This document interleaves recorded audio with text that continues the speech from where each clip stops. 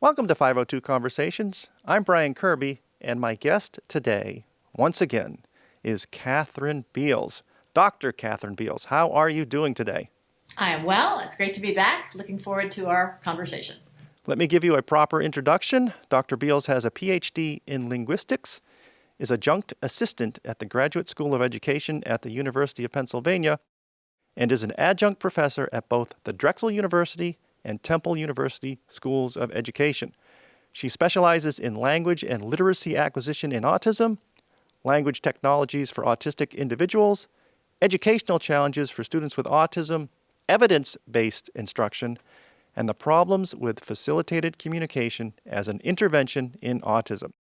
She is the author of numerous books and articles on language, literacy, math instruction, and problems with current practices in K-12 classrooms.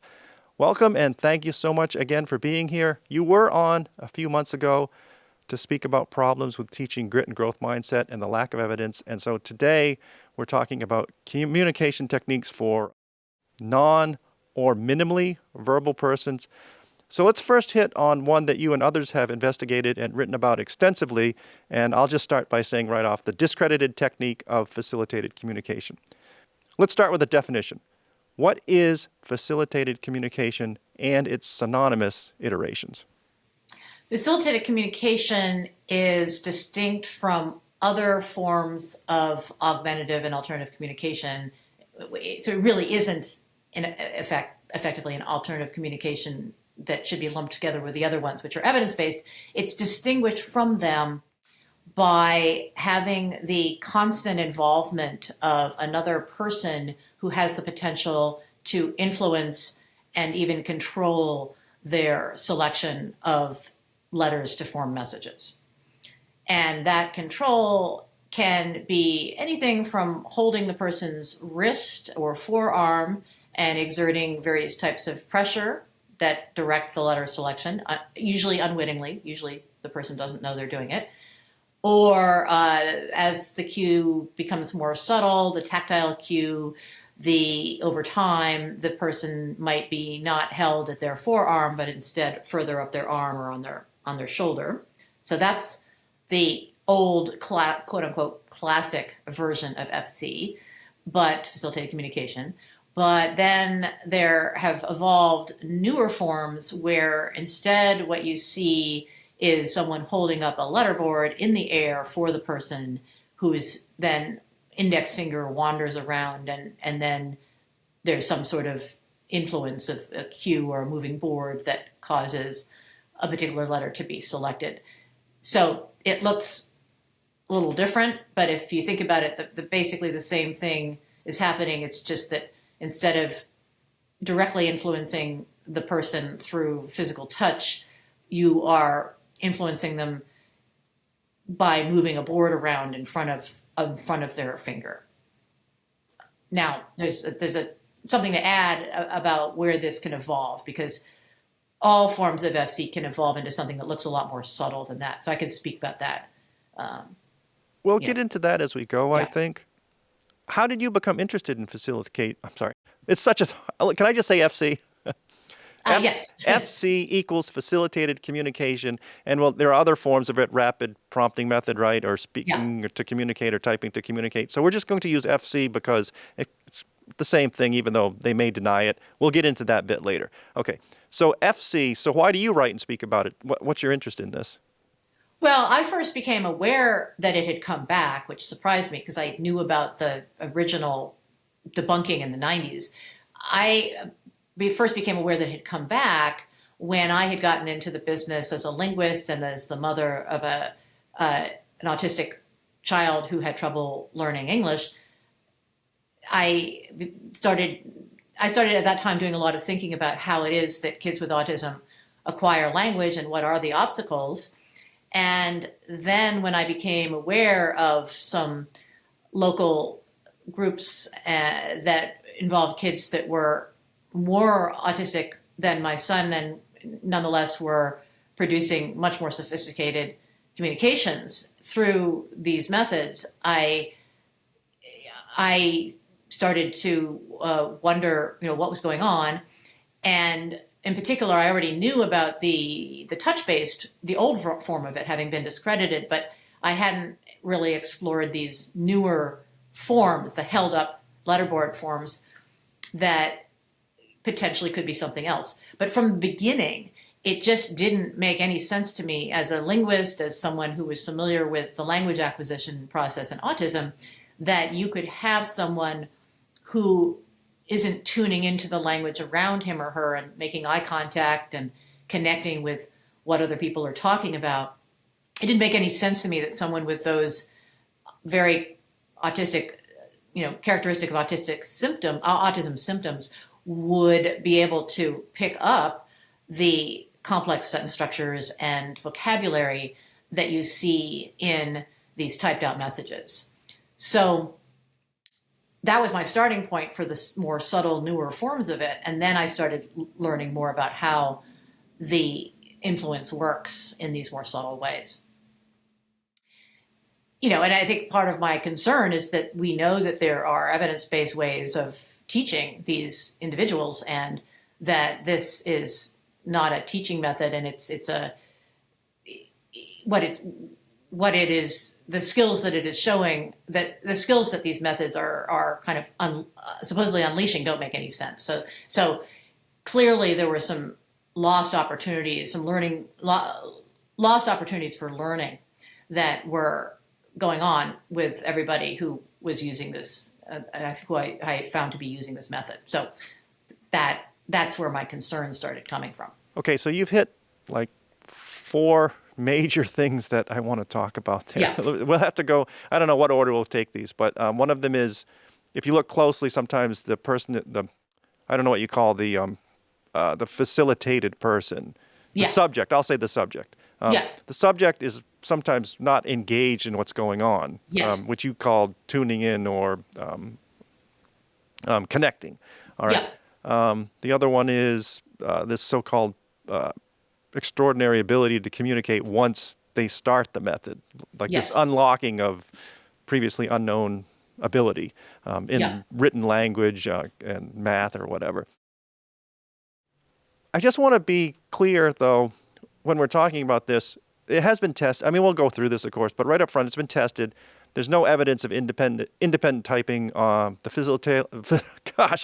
facilitator is always touching, pointing, holding, or cueing somehow. Because when tested under controlled conditions, of course, the failure rate it's like 100% or close enough to 100% to be a complete failure. I mean, that's correct, right? Well, what's tricky is that we know that that's the case for the classic forms of FC, where you're holding the wrist or the forearm. So most of the studies that have debunked it involve that level of facilitation. People from the very beginning were very reluctant to engage in testing, which tells you something. But they're even more reluctant now than they used to be. And in fact, in the newer forms, rapid prompting method and spelling to communicate, it's pretty clear that people who train to become facilitators are trained as part of their training not to test, not to agree to test. And that's become a almost universal mantra among practitioners, that we don't test it. Can I point something out there? The way you say that, I'm sorry to say this, it sounds like a cult. Don't question the method. That's probably an extreme version, but when you said it, wait, don't question, don't test. Well, we can get into that a little bit more, because I do think there's some cult-like elements. All right, I don't want to go down that road, but we don't. Okay, all right. Not yet. But there certainly are. But that's where your social group is. That's where your friends are once you start using it. But also there's this notion, and this comes up with other magical powers like telepathy that have been attributed to these individuals, that it only works if no one questions it. Sort of like the Tinkerbell phenomenon. As soon as you start questioning, you're sending off a lack of trust that the autistic person supposedly picks up on, and that derails their performance. So that's kind of what you hear. But so what that's meant in practice is that we actually don't have published rigorous studies of rapid prompting and spelling to communicate. We only have published rigorous studies of the original versions. We do, though, have published anecdotal reports of message passing failure and of facilitator influence over messages from these newer forms, just not in the form of peer-reviewed rigorous experiments. And when you say rigorous experiments are tested under controlled conditions, it's not exactly it's complicated to set up maybe, but it's not a complicated concept where you blind the facilitator to what the facilitatee is seeing and see if they come up with the same thing. And it could be a cat, and if the facilitator doesn't see it, they get the wrong answer. It could be something common that the facilitatee has around their house or that they're exposed to every day, and the messages do not cross the path from the facilitatee or the subject to the facilitator. And I'll try and link some stuff, but it's pretty obvious. That's what it is to be tested under a controlled condition. You just blind you don't show the facilitator what the subject is seeing, right? It's not complicated. Yeah, it's not complicated. Doing it, there are some subtleties in doing it well. Yeah, of course. So you have to do things. And I could design it so they could easily fool it. Yeah, right. So you need to make sure there's full blinding. You need to make sure that you're not asking the person to type out words they do know, because some of these kids do know some words and can type out some words. So you have to make sure you've assessed them and are distinguishing what they can do on their own from what they seem to only be able to do with a facilitator. And then you also need to do a whole bunch of different trials, because someone could get lucky, right? So you need to do a bunch of trials to be confident about your result. And there are plenty of publications of studies that supposedly validate facilitated communication, where you've got people have monkeyed around with either the blinding or the familiarity of the words and gotten results that kind of look okay for FC. But as one of the critics of FC has put it, there's almost an inverse relationship between the rigor of the study and whether or not it has positive findings for FC. Let's talk about, try to keep in mind the several things you mentioned right up front. So facilitated communication, rapid prompting method, typing to communicate. So you said they're not methods of teaching. Okay. They're supposed to just be relaying information, not supposed to influence what's relayed. They're just relaying what the subject is saying. So if that's the case, then what's the explanation for how the learning does take place? They believe that these kids are able to absorb literacy, language literacy, content knowledge, current events, simply by overhearing things. Sometimes overhearing things through walls, sometimes overhearing their siblings practice their Spanish lessons at home, sometimes just by having the radio on, or maybe they think the captions on the television are communicating things. So they've sort of boxed themselves into a corner of having to posit extraordinary learning abilities on the part of this population, that not only are they tuned in, which we know in autism is not the case, but they're 100%, 200%, 500% more tuned in than everybody else is. They're sponges. And so you end up hearing things like, these kids are all brilliant. And I know we don't necessarily want to get into magical powers, but in this podcast that's come out, the telepathy tapes, they're also being posited as having telepathic powers, and in particular, the ability during their sleeping hours to telecommute off to night classes with sages of the earth, including rabbis and scientists, and to essentially take night classes during their sleep and then come back with all this excess knowledge. So it gets pretty far-fetched. Yeah, that'll be yet another discussion. Let's stay in the real world where at least there's a proposed mechanism. Okay. I mean, that's like fantasy land. I don't. Yeah. Yeah. So then it would just be that they're sponges, and all of us are to one degree or another capable of absorbing some information just by overhearing things. But you can't learn phonics just by overhearing things, and you can't learn about history and current events just by overhearing a few snatches of the radio when it's on. You need to have some sort of basic content knowledge, and the thing is that there isn't really a plausible mechanism for that, because these kids they're put in special ed classes for the most part. They have a history of being in with profound autism, you are generally kept in special ed classes for most of your instruction. So you're not getting grade level instruction in social studies and science and math, and not necessarily even literacy. And so all those things have to somehow be picked up in some other way. And what they promote in terms of non-magical skills, I guess, is osmosis, sponging it up.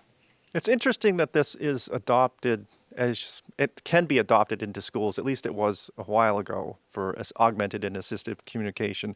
It may still be, as we spoke earlier. I think last time I mentioned that somehow it's still in Massachusetts at the Department of Education, Yes. even though the publication's from 2011. And I asked, is this an outdated website, or an outdated part of the website? It's difficult to get information from them, Yeah. even over the Right. phone, but it's still there. So I'm like, is this still a thing? And nobody would really answer the question. Yeah. So when I say that it's part of the education system in some places, it's interesting because if these are education specialists, they're presuming competence. Yes. There are several papers on this presumed competence phenomenon saying this is not a thing. There may be 5 to 10% of kids learn without explicit instruction, and up to 35% or so learn no matter what method, but nobody is learning without any instruction, generally speaking. That's right. So this presumed competence from an education specialist is just a little bizarre. Yeah. Right. And it's actually interesting where that comes from. So first of all, good education practice does not presume competence. Good education practice involves, as the very first step, assessing a kid to see what they can and cannot do, not presuming anything. So you're going to end up, de-optimizing the instruction by assuming a kid can already do certain things. And I can certainly think of classes I've had where I wished my professor had assumed less competence on my part because I was having, right? I can remember it as a kid. I was a pretty good reader, and I think Right. some things were assumed. Yeah. And I had no problem letting them assume because it was less work, but we were off. But I totally agree. And by the way, I was just discussing this with a colleague, but there's a claim out there that something like 7% of kids can learn to read on their own, right?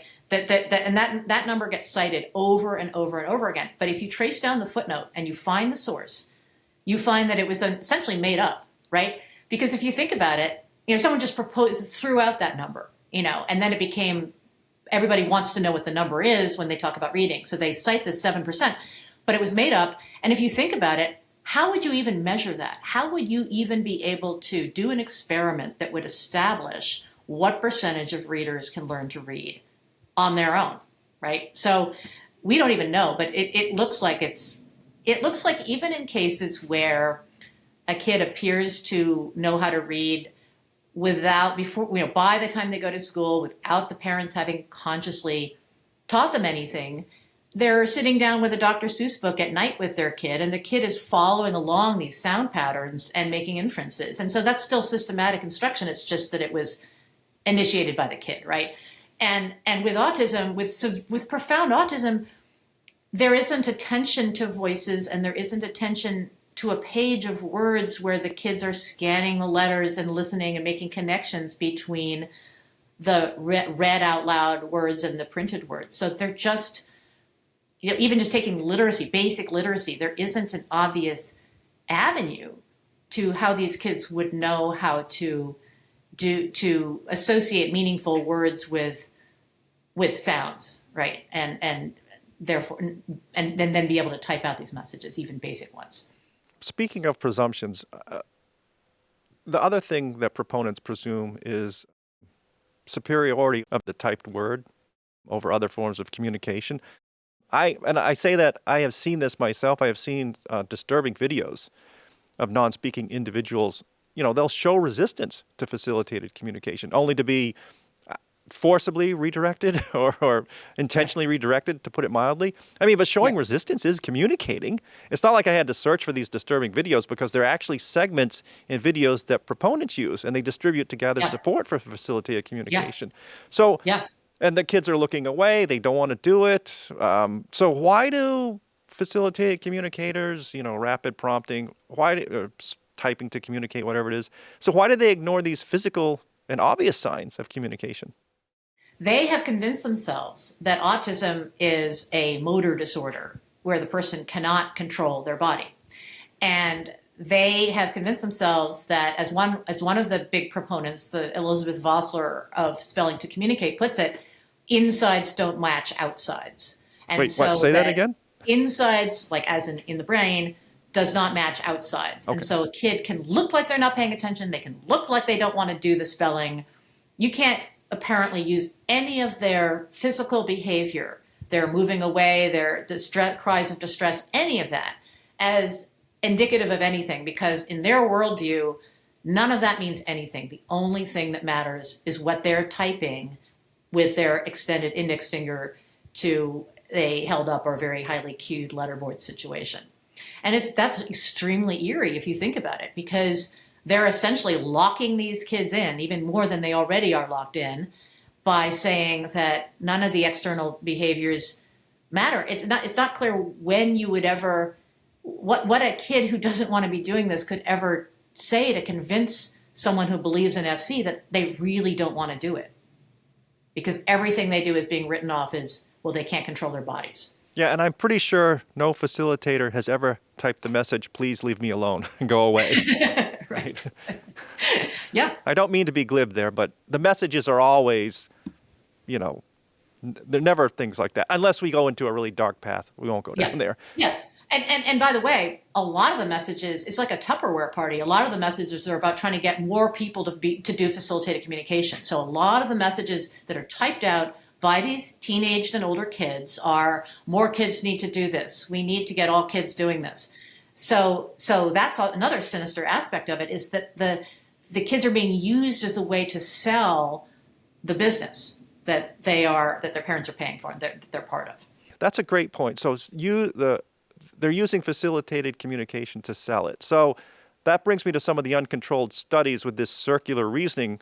So what about this circular reasoning? And if we take a actual study and not a Tupperware party, so in these uncontrolled studies, like the information acquired through facilitated communication is used to support facilitated communication. Right. So can you talk about that? Yeah. There actually are published articles where they have quoted facilitated people as essentially evidence that FC is valid, because they'll say things like, I can't control my body, and this is the only way I can communicate, and they'll explain this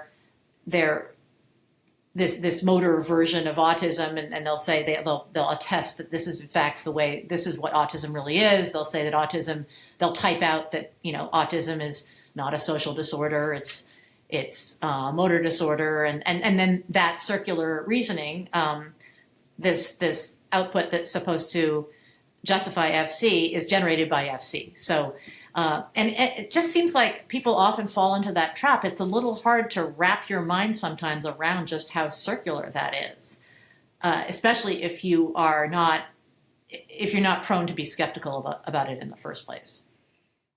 That's one issue with the uncontrolled studies. Another one that they will sometimes say, well, how do you respond to this? So I'll play the devil's advocate here. Yeah. So we use modern high-tech equipment. It eliminates bias and facilitator cueing. Right.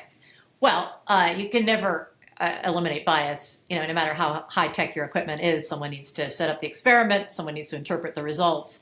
And so, yes, there was this famous eye-tracking experiment that forced these kids to wear these head-mounted computers on their heads, and I think they were compensated a little bit for their participation in the study. But anyway, these kids had to stand there with these head-mounted computers that tracked their eyes, and what they found was some evidence that somewhat more higher average than chance, with a lot of variability between the kids.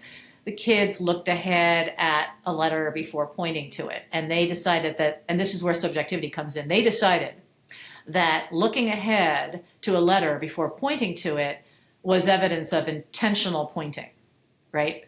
Well, a lot of people, you naturally look where you're pointing. People's eyes naturally go to where they're pointing. Our eyes also naturally go to where other people are pointing, right? There's this natural tendency to look where you're pointing. And since these kids were being, in the alternative explanation for this, which they didn't rule out, the facilitators were cueing the kids where to point. And so then they're cueing the eyes as much as the fingers. So that study that was one of the big flaws with this very high-tech study, yes, that basically did everything it could to avoid doing a simple message passing test, a low-tech study that would actually establish who is controlling the messages. In these positive studies, they will come out and say that the communicator is typing independently, so without physical support from the facilitator. Yeah. But even so, I mean, is the facilitator in these studies, are they completely absent or out of sight in a closed room so that the subject is truly independent? No, they're always there. So in the eye tracking study, the board was being held up. You will find videos on the internet that have actually fooled people, including some autism experts who should know better. There are videos of kids that have gotten to a point where they can just sit there with a stationary keyboard and just their parent, the parent just sitting there next to them, right? And so there's no physical contact for the most part. Sometimes there's a little bit. And there is no movement of the keyboard. But the parent is sitting there intensely staring at the keyboard, moving a free hand around sometimes, like, in the periphery where the kid could see it, and in a way that mirrors where the letters are. And sometimes vocalizing and trying to keep the kid making little vocal sounds. And meanwhile, the kid isn't just sitting there and typing with 10 fingers, the way you might think a kid would do after all these years, but kind of wandering around looking for letters and pretty clearly waiting for some sort of a cue. And so the thing about this is that cues can become so subtle that most people can't see them. There are plenty of times when I can't see them. But the question is always, well, what would happen if the parent left the room? And you never see that. You never see, with any of these kids, any clear-cut scene of complete independence from their facilitator. A couple times you might see a kid that is typing out possibly on their own a short memorized series of letters, but in terms of a spontaneous response, they have to have the parent sitting right next to them, even in these really subtle cases. And sometimes it's subtle even from my experience teaching, in kids that don't have communication problems. I have had students that I work with, I can see them looking to me to see a cue when they hit upon the right answer or if we're talking. And I have often said, I'm not going to give you the answer, so you don't need to look at me. Oh, yeah, absolutely. So you can see this happening with your own children sometimes. Oh, yeah. Well, I mean, with my own students, I've noticed that, there's this natural tendency to say, is it A or is it B? And B is always the right answer. So I try to throw that or mess around with that, and I'll put, the right answer first sometimes, and then they get really baffled. And then I have to explain to them, look, I'm actually trying to not give away the answer. We, at some very deep level, we all want our students to get the right answer, right? It's very satisfying. And we have to, it's very hard to suppress the cues. And so that's part of the phenomenon. And the other bit of it is, I can't explain a lot of, just by watching, and I've actually seen it in person too, I can't explain everything I see. I can't explain every letter selection, how that might have been cued. But I also know that when I go to a magic show, I can't explain everything either, right? And I don't come out of a magic show thinking that all these magical things are real just because I can't explain them. So I think it's important to realize that there's some things, this sort of use of mentalists do this all the time. The taking advantage of unwitting cues is just part of the human condition, and it affects magic, and it affects mentalism, and it affects facilitated communication. And I want to say here, so magic and mentalism, I too have been deceived that way, and you don't really want to know the trick anyway, because it's always something silly and like, oh, how could I miss that, right? So, but my point is that's intentional deception, and if it's an honest deceiver, they don't take advantage of you. Right. But in this case, there is some self-deception, but I also, caregivers, parents, family members, they are susceptible and I guess I'll say desperate too. You want this to work, okay? Yeah. So I don't really fault them for it's there may be some bad actors, I don't know. But I'm presuming that a lot of this is just latching onto something that it has to be true. I mean, this is that okay to say that?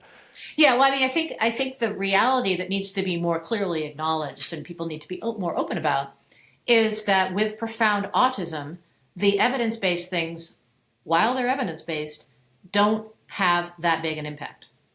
It might just move the needle a little bit on someone who's profound. You might learn through these evidence-based behavioral methods to zip up your jacket and take a shower and communicate some very, very basic wants through a picture board type of communication device, right? And you do learn those things, and those things are very important. But people see that and they want more naturally. And so then they look around to see if there's anything else out there, and they eventually, and at this point, it doesn't take long to stumble across these facilitated communication methods. And so oddly, people will sometimes say, well, after I try everything else, then I'm going to go down to Virginia and try this thing. As if they sort of at some level know this is a last resort, right? Why isn't if it's so magical, why isn't it the first resort? If it's so effective, why isn't it the first resort?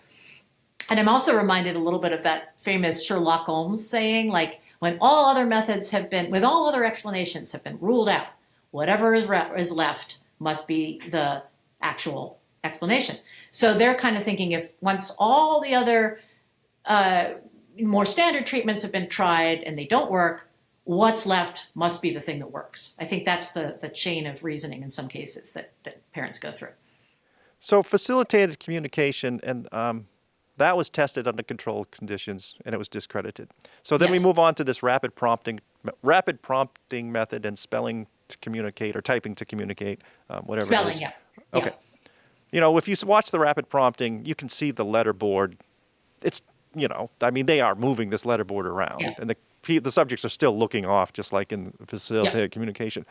RPM, spelling to communicate. So neither of these have been validated or discredited. Well, they have been discredited, but when you mention that the proponents, they don't want it to be tested under controlled conditions. They're taught not to question, to believe. So they do have all these great stories of success to tell. Yes. I mean, it probably seems obvious, but what do they say? Why don't they want to be tested so that if the methods do indeed work, they can be validated? Right. So I think that you get several different arguments. So one of them is the sort of Tinkerbell argument that, asking someone to test conveys lack of trust, and lack of trust undermines performance, right? Now, the rest of us, the counter argument to that is, well, all the time we have to prove who we are. When we try to withdraw something from the bank, if you try to apply to a music program, you can't send in an audio recording. You have to send my daughter does piano. You have to send in a video recording to prove that it's you. So we're used to, people in general are used to the idea that you're not just going to be implicitly trusted by society. You have to prove who you are all the time. And so that would be one. And do we get so nervous and insulted by this that we can't perform? No, we don't. You would think that if you have a kid who truly is communicating through facilitated communication, they would be like, "Go ahead, make my day. Go ahead and test me. I'll show you that it is me." Right. So that's one thing that they'll say, and then another is just that it's unethical. And I've heard people say who've been trained at the official spelling to communicate, they now have a supposedly like a certification program for this bogus method. I've heard people say it's unethical to test. It's professionally unethical to test, so I can't test. And they can't really tell you why. They just say, well, because it's like those unethical message passing tests of the 90s, as if those are unethical, and they'll say things like, people were out to discredit this thing, and that was unethical, and I'm not going to participate in that. If I have time, I'm going to come back and throw that at you, the problems with research and education. Yeah. But that's something, because you just mentioned it, and I thought, oh, man, okay. But Another thing that came up that really made me laugh out loud, though, when I looked into this, why don't they want to be tested? So these proponents sometimes not only unethical, they make claims of epistemological violence. Oh, yes. So I laughed out loud when I read that. So can you explain what? I'm sorry, I hope that no one is offended here. There's two issues. One is I sympathize greatly with these desperate and susceptible people, right? No Absolutely. doubt about it. But these claims of magical message passing, epistemological violence, unethical testing, those are laughable from a research-based perspective. So that's where I'm coming from. All right. Yeah. So I did laugh out loud when I read that. What is epistemological violence? Well, I'm not exactly sure because it's not. This one is one of those terms that's not really clearly defined.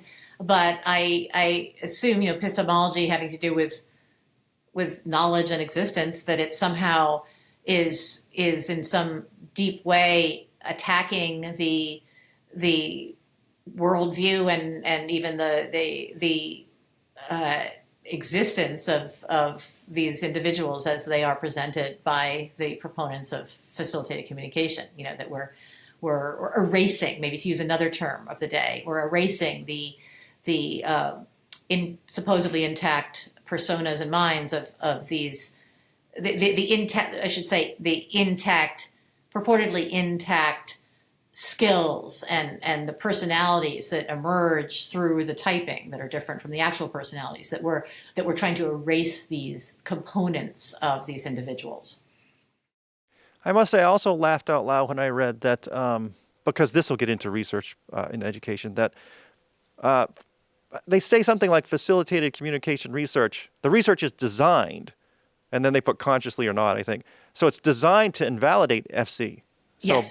by using deterministic paradigms, right? And experiments with a singular focus on the test of the ability to pass the message. Okay, so they're complaining that it's designed to invalidate, but it's almost like they don't understand that, that's the null hypothesis. That's research. You come up with an idea and then you try to disprove it. Yeah. You try to prove yourself wrong because somebody else is going to do it. Right. So that's like, they don't even understand research. I would say that's very true. And they set it up as a sort of black and white. Either you're setting out to validate it or you're setting out to invalidate it. And they don't seem to understand that you don't set out to do anything except to find out. That's what you set out to do when you do research. And you don't know. I'm prepared to see a message passing success. I recently witnessed something in live. I was in the same room and I was ready for it to somehow work out. I didn't know what was going to happen. So that is something very odd about the way they characterize scientific investigation, that you're either trying to validate something or trying to invalidate something, and there's no in between. You write about this, and you are in education research. I mean, do people give you valid criticism? I mean, what complaints or objections the proponents have against your criticism? I'm mostly not hearing from educators. So people in the education world don't seem to really touch this. So it's more that I hear from parents who really believe in it and find the whole find the criticism really insulting and ableist and anti-autistic, or practitioners who are trying to defend their practice. And I think with practitioners, it's legitimate to wonder in some cases, especially the ones who are making money off of it, whether at some level they are as innocent as everybody else is.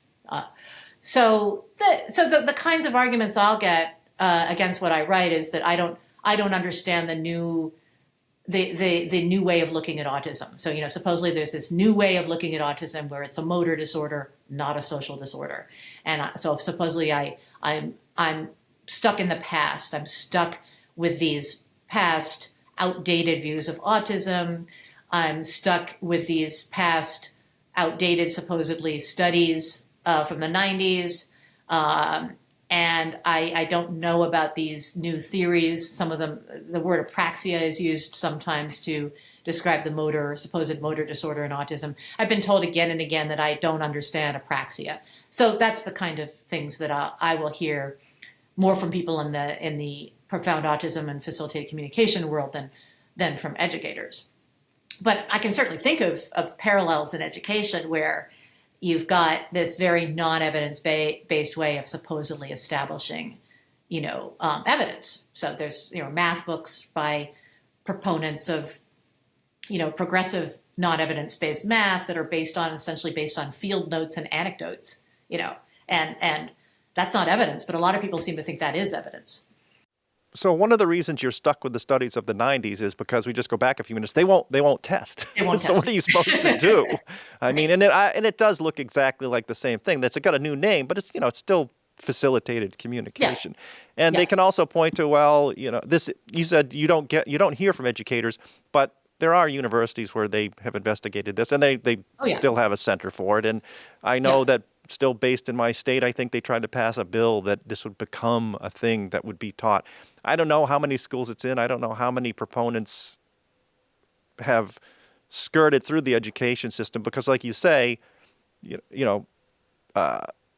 anecdotes and testimonials can sometimes be thought of as evidence-based when they're really not. So I got to say, I think this leaves us with the dreaded P word, so if proponents, they only have bad evidence, right? So they have the anecdotes of success, they have these single instances of repeated testing, and if the testing is done, it's not unbiased, and they introduce bias, right? So as you said, there are professionals that can set up the tests and try and blind it as best they can, but everything has a little bit of bias in it. So, and when we say bias, we're talking like sampling, or we're not talking literal bias like I know it works. So. Although that's in there too. So, but anyway, so that leaves us with this, the dreaded P word, pseudoscience. Yes. Or failure to adopt the scientific attitude, as Lee McIntyre would say, that there's no evidence for it. Controlled trials fail. It doesn't work. There's no testing. It's been discredited, but they still adhere to it because they know it works. All right. Yeah. So they just refuse to accept the evidence. They refuse to accept the testing. And so even though it's a false idea, they just know it works. That is the definition of a pseudoscience or a failure to adopt the scientific attitude, right? If the evidence doesn't go your way, you change your mind. You change your hypothesis. Maybe you still think it's true, so you come up with a new test or a new hypothesis. You can keep working on it, but you just can't deny. Well, I guess you can. But anyway, so it is now a pseudoscience. Is that okay to say? Yeah, I think that that's a very fair thing to say, and it's been that all along. And I would go a little further and say they've set things up to be unfalsifiable, right? Oh, that's another definition of because what they're saying is that you can't test it, but also B, they're saying that no normal cognitive test is valid.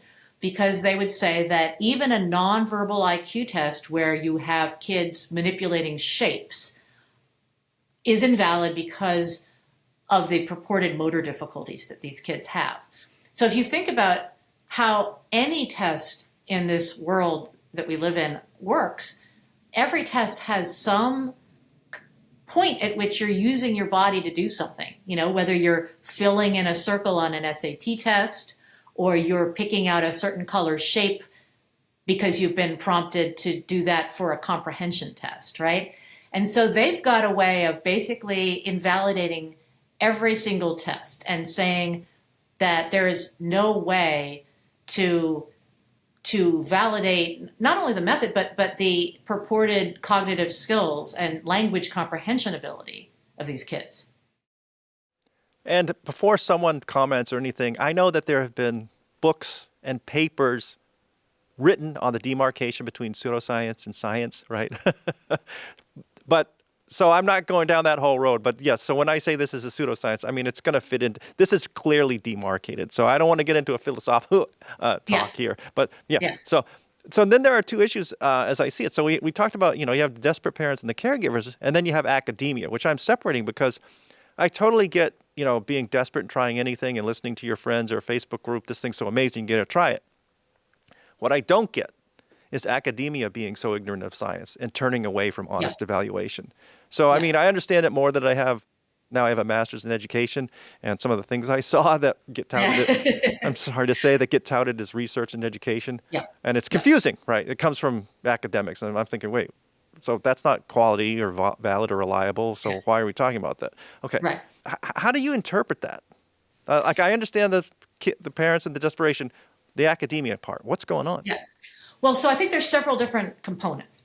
All right. So one of them is that you have people who are in psychology departments, for example.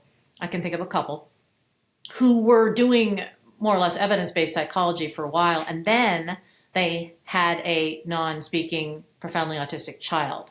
And so then you have a mixture of the parental investment in wanting to believe in FC with the research, and the research gets warped by the switch they do over to doing experiments to validate FC, right? So there are a few people out there that fit that description. Then we have, and that includes the author of the eye tracking study. He doesn't disclose it, but he has a daughter who is using the method, and that's publicly available information. Then you have people that, as one of the people I know puts it, there's no one more arrogant than a scientist who thinks they kind of know everything. I forget how he puts it, but if you get someone who's sufficiently confident in their scientific intelligence and their supposed objectivity, someone like that might be actually more prone than other people to think that when they're watching one of those more subtle facilitated communication sessions, that, oh, well, I would be able to figure it out if anything were going on, right? So they think they're somehow immune to the naive realism fallacy that one learns about in Psych 101 about how you can't trust your senses, right? As we can't trust them in magic shows. They think they're immune. So they watch some of these more convincing cases and they think, well, I saw it. This kid is not being influenced. They'll actually say that. I saw that this kid was not being influenced and was typing independently. And so those people are won over in that way. And ironically, it includes some scientists, who otherwise do real science, not pseudoscience. So that's another component. And then, I think also a lot of people who are outside the field of psychology, I think ironically, if you're in some of the harder sciences, you don't think that hard about the types of designs that are important in psychological experiments.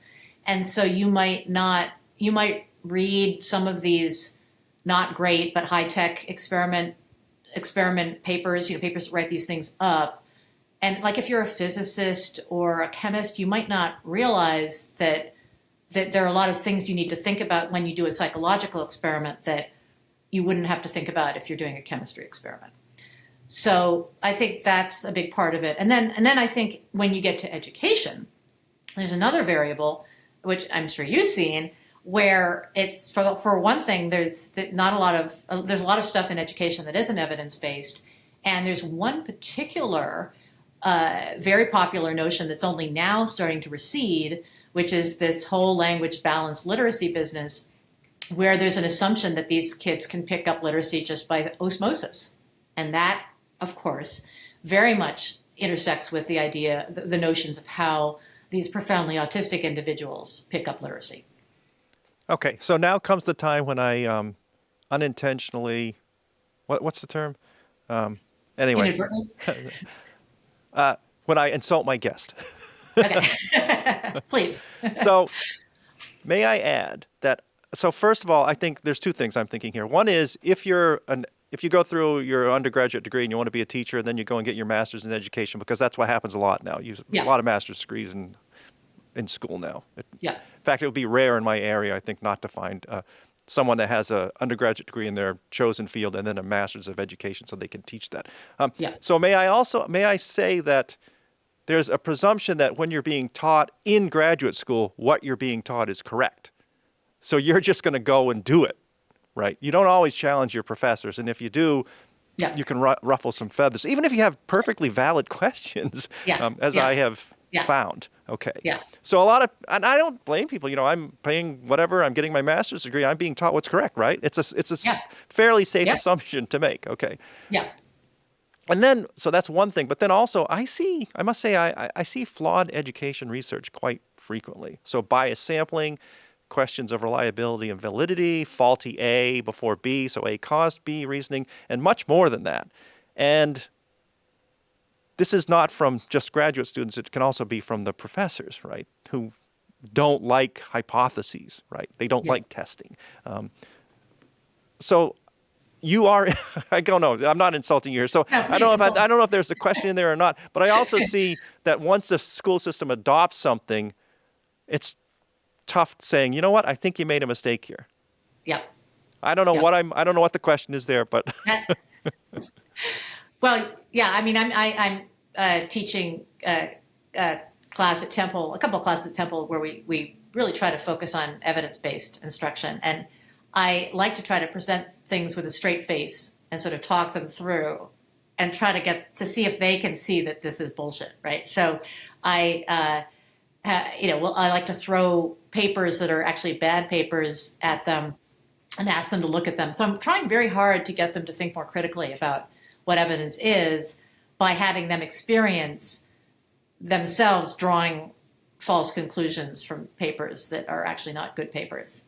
So that's something I try. But yeah, I mean, I think they do tend to see myself and other professors as authorities. And, back when I was in linguistics, Noam Chomsky was a big authority on language acquisition, and we tended to believe a lot of his theories about there being an innate language learning mechanism. And I've come to see that there are a lot of problems with that very rigid assumption. And these were things I didn't necessarily question enough myself when I was in grad school. So I've been there as well within my own field. we've gone through this, but you are education research. You have an interest in, is it augmented and assisted communication? Is that the term? Alternative and augmentative. Alternative, AAC. All right. Yeah. So what is effective and how do you know it's effective? Let's try and end on a good note here. Oh, well, so we know that evidence-based AAC is effective because you don't need to have someone holding up the thing or sitting right next to the child in order for the person to communicate a message. You can have someone across the room because these devices will output voice. They will output a voice so that you don't have to be watching and staring at the board. And also we know that these kids, we can always check on whether the messages that the kids type on these boards are what they intend to say, because we allow that their behavior actually is controlled by their minds, and it is consistent with what they type on these devices. So evidence-based AAC tends to be a voice output device that's got pictures, sometimes words, and actually, and it's important to keep this in mind, some of these devices have keyboards. So they all have keyboards. They all have a mode where you could just type out messages. And so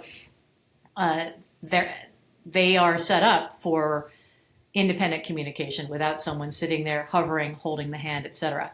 Now, it's important to point out that in the initial stages of learning how to use this kind of a device, there can be some hand over hand, showing the kid, where the buttons are. There often is someone sitting right next to the kid, but the protocols are always to fade that support as soon as possible, because everybody in the ABA world is aware of cueing, and there are protocols for eliminating it, and which is conspicuously absent in the S2C and rapid prompting world. So you just said ABA, so applied behavior, right? Applied behavioral analysis. Yeah. And that has gone through its, it's had some trouble, and then it's realigned, and now they know how to control an experiment, as you just said. So that is but when people hear ABA, it does have a bad rap from early on. Is that correct? Well, there was a study done by an ABA person who's actually not central to ABA in general, but became central to autism in ABA, by the name of Ivor Lovas. And he did a poorly designed experiment with bias that supposedly established that almost half of his participants were able to lose certain key aspects of their autism diagnosis through 40 hours a week of ABA over a period of time. And that study has not been replicated. And there were all kinds of problems with his sample. He had fairly high-functioning kids, for example. So that research has not been great. And a lot of the research is either not great, or not that well controlled, or it doesn't show, consistently with profound autism, you don't see really big results with ABA. it's a little ironic that ABA has come to be associated with autism because it's actually a general teaching method, and it's much more successful with other populations. The issue with autism is that autism is essentially the most profound learning disorder you can have, because as a precondition for learning, you need to be able to tune in to your teacher and sustain attention to the teacher, and autism interferes with that. So ABA is kind of based on teaching, intensive teaching, and getting attention and communicating and working, assuming the child is paying attention, and that's a big challenge in autism. It's so great that you mentioned it, though, because in just those few minutes now, you've shown that, how there was a biased study, it was uncontrolled, the results were too great, they weren't replicated. So now, they understand control, cueing, and bias, and so they try and build that into the studies. That's the difference, right? That's the difference between trying to take a science or a research-based a method to gather evidence than not. All right, so we did something, we realized it's not replicable, and all the other things, so let's improve it and try again, see what happens. Perfect. All right. Because I know some people will cringe at ABA, so I just want to, when you mentioned that, I just want to talk about that. So. Yeah, it gets, it certainly has aspects that your videos of it that look unpalatable, and it has also, we should say, evolved since the days of Igor Lovaas, where he did use punishment, and that's usually avoided. That's avoided at this point. So there's some things that were problematic about his implementation of ABA, but so anyway, it gets stereotyped, it gets compared to dog training and so on. But if I had been taught calculus in an ABA kind of a way, I think I would have been better at calculus. It's a good way to teach things. You break things down, you figure out what the areas of difficulty are, you drill those to mastery. It's like direct instruction, it's like precision teaching. It's just really the best way to learn something, I think. All right, great. We've gone from terrible to positive. Perfect. So Katharine Beals, Dr. Katharine Beals, thank you so much for being here on 502 Conversations once again. Thanks for having me. You write at facilitatedcommunication.org, yes. And your own website is katharinebeals.com. It's Katharine with an A, so KATHARINE Beals, BEALS.com. One word. And at your website, I think you probably can find facilitatedcommunication.org, but also you just have a ton of other resources as well. So people, please look there. And if you're the back of your neck, your hairs have gone up because you're so mad, please just do some honest investigation. All right. Thank you so much. Thank you, Brian. You're welcome.